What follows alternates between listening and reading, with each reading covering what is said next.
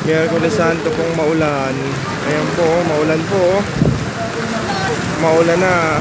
Lakas pa ng hangin. Ayan po, ano po iba? Ano tayo makakapunta sa simbahan? Mga babies na. Aubrey, Aubrey. Lakas.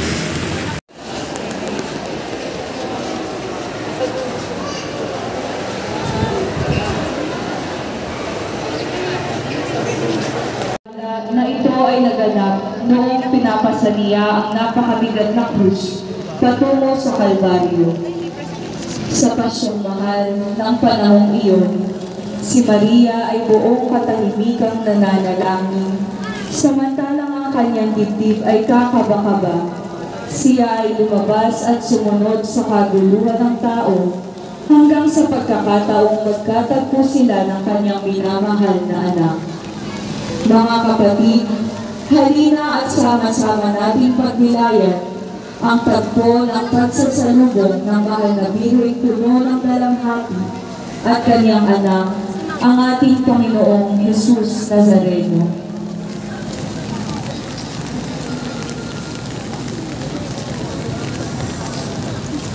Magdalita ang ina ko, nasilayan ang bata mo, ang guminhawang totoo, yaring madlang galit ako, kumaharap na sa iyo.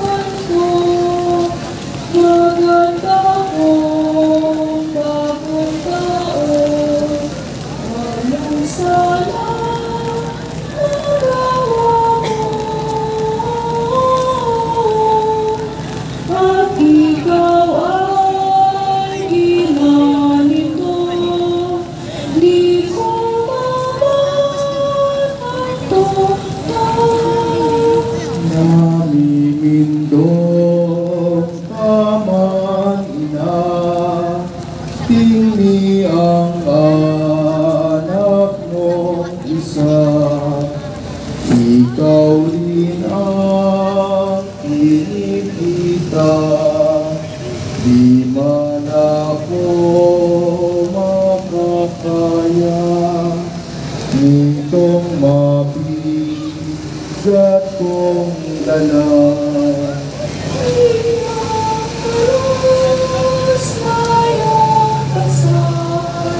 Puso ay iyong itiwan at kita ay nalihan. Ako kaya Aubrey, hawak mo yung payong ko. Aubrey, hawak mo yung payong ko.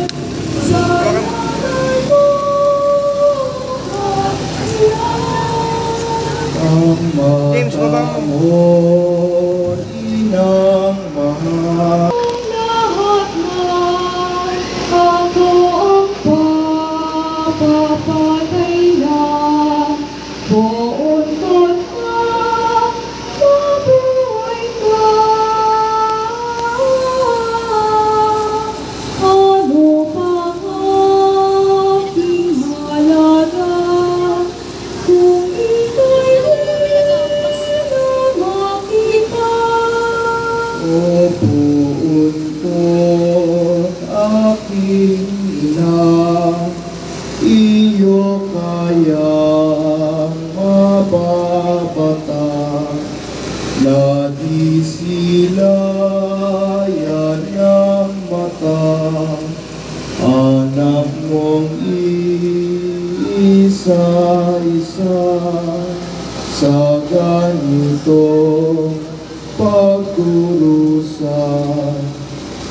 Puso kong sinisita, ngayon ay magdalita ka, iyang mabigat mong dala,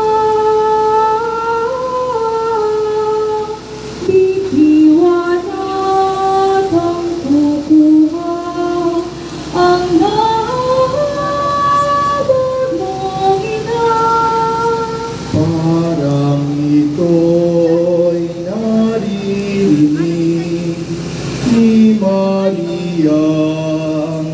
ng ibig, tumakabang kapangdibig, at nabalis ang masakit, lumabas din ang ating. Bakit tayo matitiis, bunso ko di kahapis, iyang hirap at sakit. Ang kapakanan ng bawat isa. Mula pa lamang nang ibalita sa kanya ng anghel ang paglilihi sa kanyang anak, hindi niya inisip ang posibilidad na mangyayari sa kanya. Maaari siyang mamatay, ngunit umusbong at namayani ang pananampalataya at pag-asa.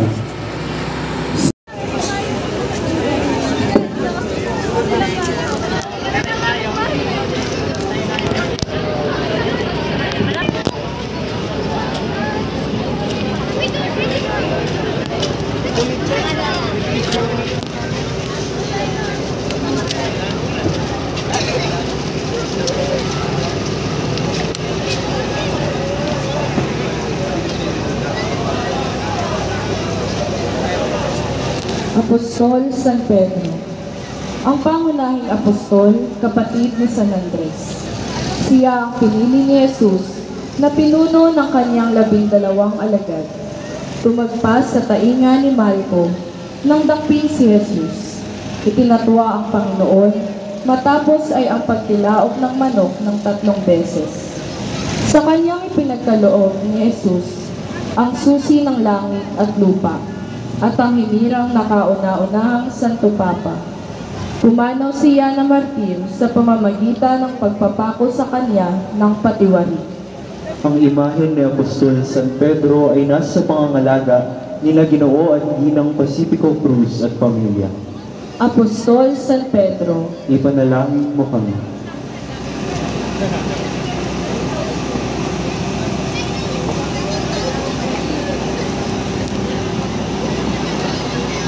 Apostol San Andres, isa sa mga unang tinawag na alagad ni Jesus, kapatid ni San Pedro.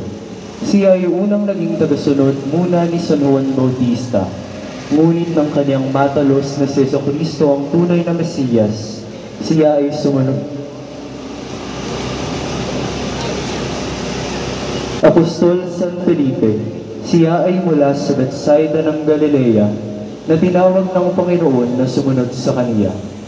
Isang araw matapos tawagin sina San Pedro at San Andres, sa tagpo ng mabuting balita kung saan nagpakain ng Panginoon ng mahigit na 5,000 tao, nabanggit ang kaniyang pangalan kaya tanga niya ang mga tinapay bilang pagunita sa tagpong iyon. At siya ay laging nakahanay na panglima sa bilang ng mga apostol. ang imaheng ito ay nasa ilalim ng pangangalaga ni Ginoong Erwin Kapati. Apostol San Felipe, Ipanalangin mo kami.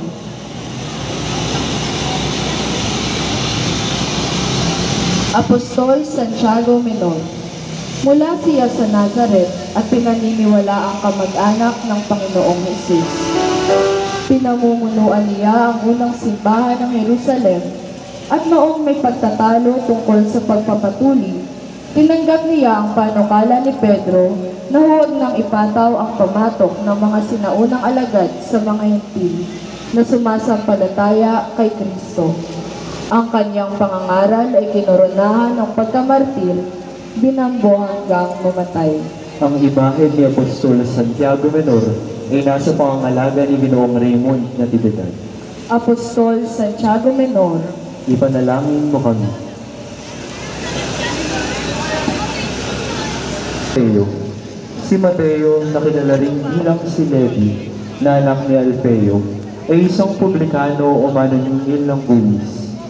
Bago tuluyang nagbago ng buhay nang tumugon sa paanyaya ni Jesucristo na sumunod sa kanya. Si Mateo ay naging isa sa 12 apostol ng tagapagligtas at bilang apostol, Nasaksihan niya ang karamihan sa mga pangyayaring inilalahad sa Biblia. Apostol San Mateo. Nasa ilalim ng pangangalaga ni Ginoo at Ginang Antonio at Elizabeth Manghas. Apostol San Mateo, Panalangin mo kami.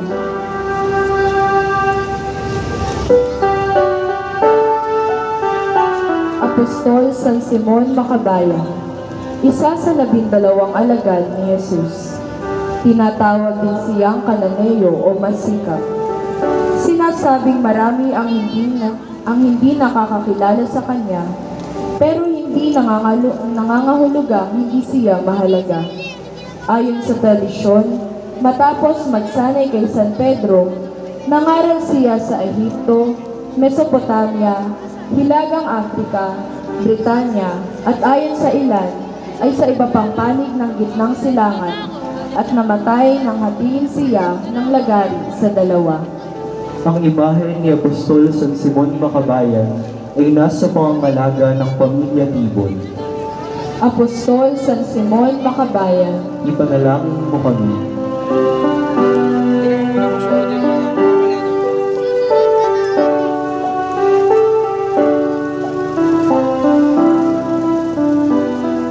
San Lazaro ng Betania, tagasunod ni Jesus at pinakamamahal niyang kaibigan. Siya ay kapatid ni Santa Maria at Santa Marta na mula sa Betania. Nang malaman na yumao si Lazaro matapos ang pagkakasakit, si Jesus ay tumangis. Dahilan sa kaniyang pag-ibig at sa pangakong siya ang muling pagkabuhay, muli siyang binuhay ni Jesus dahilan upang maraming tao ang higit na sumampalataya sa kaniya. ang imaheng ito ay nasa ilalim ng pangangalaga ni Ginoo at Ginang Leonardo Perez at pamilya. San Lazaro ng Betania, Ipanalangin mo kami.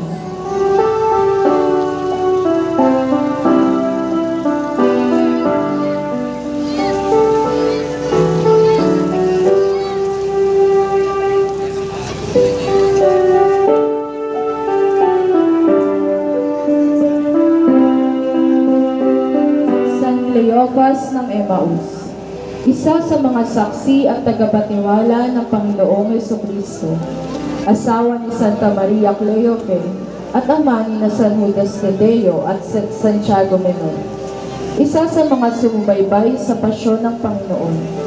Sa aklat ni San Lucas, noong araw ng muling pagkabuhay, isa siya sa 2 disipulo na nakasumpong sa Panginoon sa daan patungong Emmaus. ang imahe ni San Cleopas ng Emmaus ay nasa pangangalaga ni Ginoong Kurt Zillian Ocampo. San Cleopas ng Emmaus, Ipanalangin mo kami.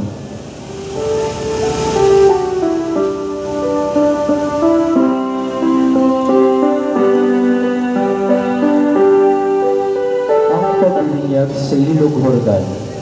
Nang mabinyagan si Jesus, umahon siya sa tubig.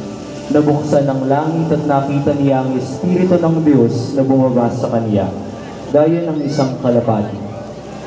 At isang tinig mula sa langit ang nagsabi, "Ito ang minamahal kong anak na lubos kong kinalulugdan." Ang pampublikong buhay ni Jesus ay nagsimula sa pagbibinyag sa kaniya ni Juan sa Jordan.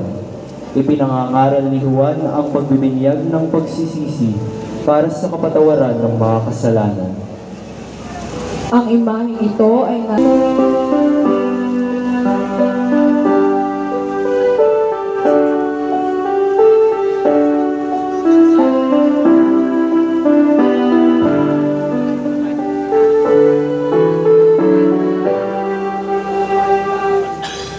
ang paghihimala sa kasalan sa Kana. Ang mga pahayag sa kaganapang ito ay mababasa sa aklat ni San Juan. Nagkaroon ng isang kasalan sa Kana ng Galilea at naroon ang ina ng Panginoon. Nang magkulang ng alak, sinabi ng ina ni Jesucristo sa kanya, "Wala silang alak." Doon ay mayroong 6 na tapayang bato para sa kaugaliang paglilinis ng mga Hudyo na naglalaman ng bawat isa ng 2 o 3 pangang tubig. ipinapuno niya ito ng tubig, sinabi niya sa kanila, "Kumuha kayo ngayon at inyong dalhin sa pinuno ng handaan." Nang matikman ng pinuno ng handaan, ang tubig ay naging alak. Doon ay ipinahayag ang kanyang kaluwalhatian at sumampalataya sa kanya ang kanyang mga alagad. Ang imaheng ito ay nasa pangangalaga ni na Ginoo at Ginang Benedicto.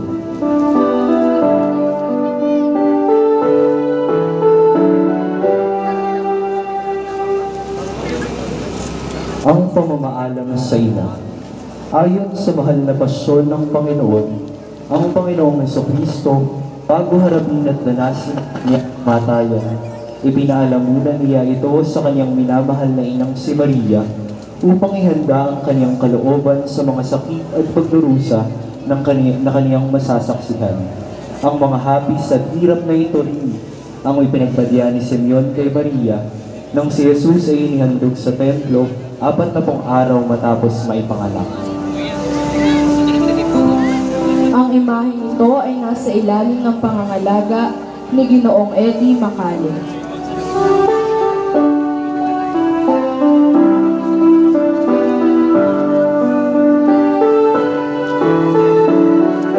Ang huling hapunan. Ang tagpong ito ang pagpapakita ng pagtatatag ng sakramento ng Eucharistia. Si Jesus ay ibinigay ang kanyang sarili sa anyo ng tinapay at alak. Ang kanyang katawan at dugo na sa tuwing tayo ay kakain ng tinapay na ito at iinom ng kanyang dugo ay ipinahahayag natin ang kanyang kamatayan at sinasariwa ang pangako niyang buhay na walang hanggan sa atin.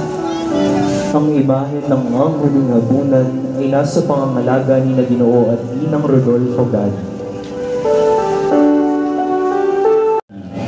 Kapag daka ay nilapitan niya si Jesus at nagsabi, "Maligayang bati, Guro," at hinalikan siya.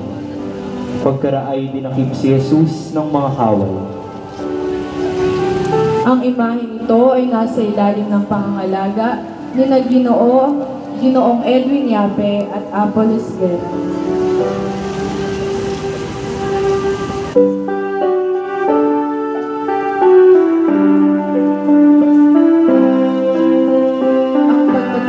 Ni Pedro kay Jesus. Si Jesus ay nagagapos pa noon ay ipinadala ni Anas kay Caifás, ang pinakapunong saserdote.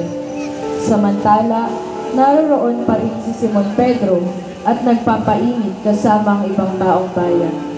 Siya ay nakilala nila na isa sa mga alagad ni Jesus at makatatlo siyang tinanong ng mga nakakilala sa kanya. Ngunit ito ay itinanggi ni Pedro at itinatwa niya si Jesus kasabay ng pagtilaok ng manok. Ang imaheng ito ay nasa pangangalaga ni na Ginoo at Ginang Roberto Villanueva.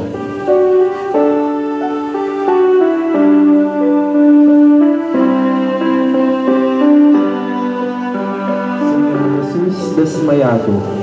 Matapos ipahagupit sa nanagagapos sa haliging bato at tumanggap ng hampas na mahigit 5,000, nanlupaypay ang Panginoon sa sakit at hirap. Mula ulo hanggang paa ay natagtad ng suplina itong katawan ng Panginoon natin. Ang mga ito ay kaniyang tiniis upang mula sa kasalanan tayo ay sagipin. Ang imaheng ito ay nasa ilalim ng pangangalaga ni na Ginoo at Ginang Roberto Villanueva.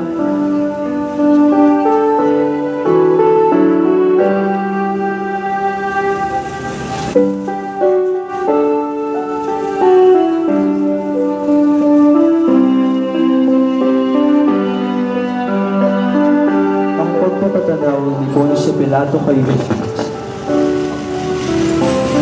Ang salitang et homo ay wikang Latin nang ibig sabihin ay narito ang tao na ginamit ni Poncio Pilato nang kaniyang iharap si Jesus sa mga taong nais siyang ipako sa krus, batbat ng sugat at may putong na koronang tinik.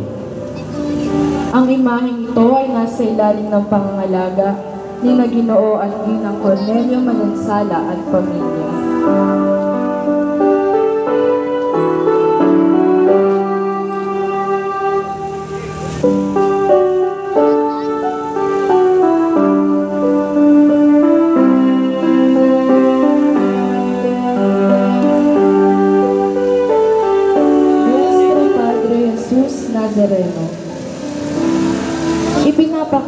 imaheng ito ang pagpapasa ng krus ni Jesus.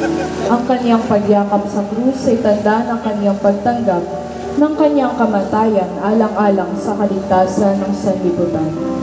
Nang yakapin niya ang krus, ipinagkaloob na rin niya ang buhay niya upang tayo ay magkaroon ng buhay na walang hanggan at ipagkasundo sa kanyang Ama sa langit.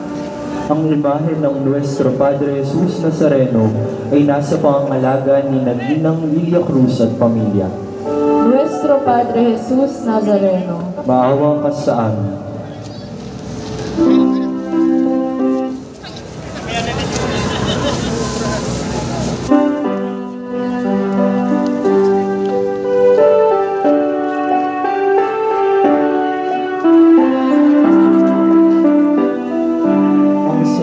Sa kanyang ina. Mula sa Galilea hanggang sa Golgotha, nakatuwang ang mahal na ina at laging nakasubaybay sa mga hirap na pinag-aaraanan ng kanyang anak. Masakit sa mahal na Birheng Maria na makita ang kanyang anak na nagdurusa, sugatan ng mukha at patang-pata ang katawan. Nangangatog ang kalamnan, naluluhat na uungol sa sakit ng hagupit, habang nilahalinghog ang kanyang krus na sakdal-bigat. Ginugunita ng tagpong ito ang pagtatagpo ni Maria at Jesus sa daan ng Kalbaryo. ang tagpong ito ay nasa ilalim ng pangangalaga ni na Ginoo at Ninang Feliciano Cruz at pamilya.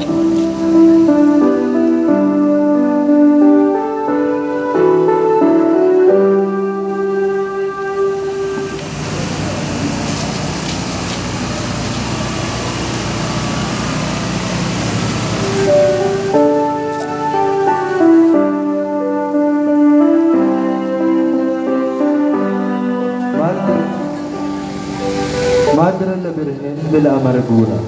Ipinakikita dito ang kapait-paitang hapis ng mahal na Birhen nang masaksihan niyang pahirapan, pagpasanin at putungan ng koronang pinik ang kanyang anak na si Jesus. Ang hapis at dalamhati ng isang ina. Tulong ni Simon Sireneo kay Jesus. Ipinapakita ng tagpong ito ang pagmamalasakit ni Simon Sireneo na kahit na siya'y isang manlalakbay at dayuhan na galing sa bukid, ay pinilit pagpasanin ng krus ni Jesus. Hindi tinanggihan at pinalagpas ang pagkakataon. Bagkus pinagmalasakitan o tinulungan niya ang duguan at hirap na Kristo. Isang magandang larawan ng pagtulong sa nangangailangan at naghihirap. Matulad nawa tayo kay Simon Sireneo sa kanyang pagmamalasakit. Ang imaheng ito ay nasa pangangalaga ni na Ginoong Rendel Darren Roque at pamilya.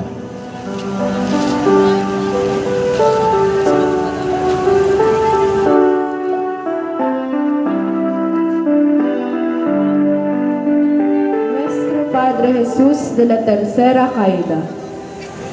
Ayon sa mahal na pasyon ng Panginoong Jesus, ginugunita ng tagpong ito ang ikatlong pagkakasubasog ni Jesus dahil sa bigat ng krus na kanyang pasan sa lugar na malapit na sa Golgotha na pagpapakuan sa kanya.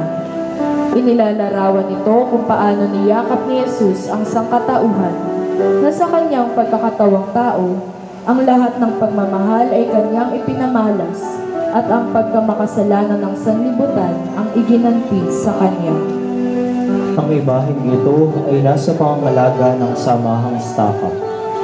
Nuestro Padre Jesus de la Tercera Caída. Maawa ka sa amin. Golgotha sa wikang Hebreo, si Jesus ay inihanda upang ipako sa krus. Siya ay hinubaran ng kanyang dami, isang pagpapatunay ng pakikibahagi ng Panginoong Jesus sa ating kalagayan. Ang imaheng ito ay nasa ilalim ng pangangalaga ng Pamilya Tolentino Cruz. Señor Jesus despojado, Maawa ka sa amin.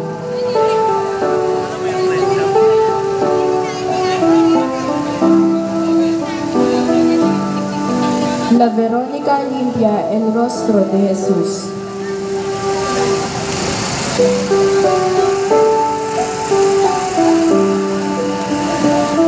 Ayon sa banal na tradisyon ng simbahan, si Santa Veronica na ang pangalay nangangahulugan na tunay na imahen. Veronicon sa wikang Latin ay ang nagpunas sa mukha ng Panginoon habang siya'y patungo sa Kalbaryo, kung saan bumakas ang mukha ni Jesus ng 3 beses sa kanyang hirap. Ang imahe ni Santa Veronica ay nasa pangangalaga ni Ginoo at Ginang Agapito Calano. Santa Veronica, Ipanalangin mo kami.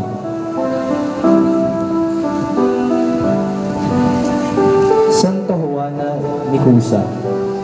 Siya ay isa sa mga kababaihang may kaya na hindi nagdalawang isip na maglingkod kay Jesus. Asawa ni Cusa, siya ay buong kababaang loob na tumalima sa tawag ng Diyos sa pamamagitan ng pagsuporta sa pangangailangang material ni Jesus sa kaniyang pangangaral ng mabuting balita.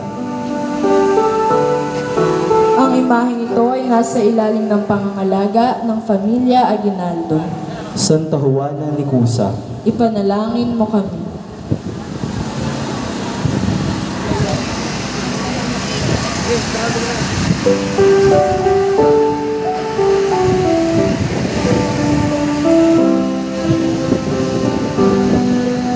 Santa Maria Cleopas, ipinapalagay na pinsan siya ng mahal na Birheng Maria, kaya't siya ay malapit na kamag-anak ni Jesus at masugid na tumutulong sa pagpapahayag ng mabuting balita. Asawa ni Cleopas at isa sa mga taong nakatayo sa paanan ng krus bago tuluyang malagutan ng hininga si Jesus. Sagisag niya ang insensaryo bilang isa sa mga naglinis at nagpabango sa katawan ni Jesus bago ilibing. ang imahe ni Santa Maria Cleopas ay nasa pangangalaga ni Ginang Gloria Vallejo. Santa Maria Cleopas, Ipanalangin mo kami.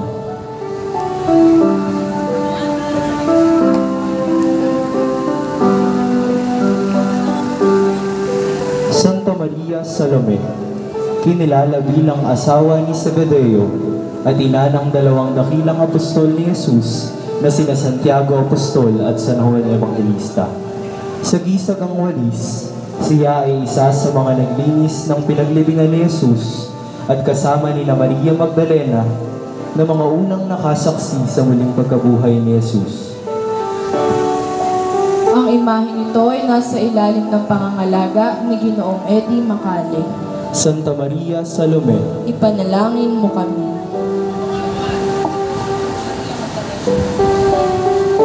Galing sa lugar na Magdala at naging isa sa mga tagasunod ni Kristo.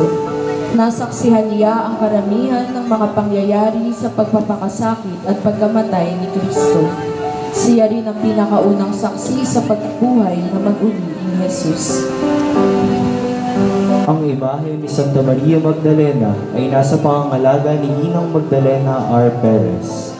Santa Maria Magdalena, Ipanalangin mo kami.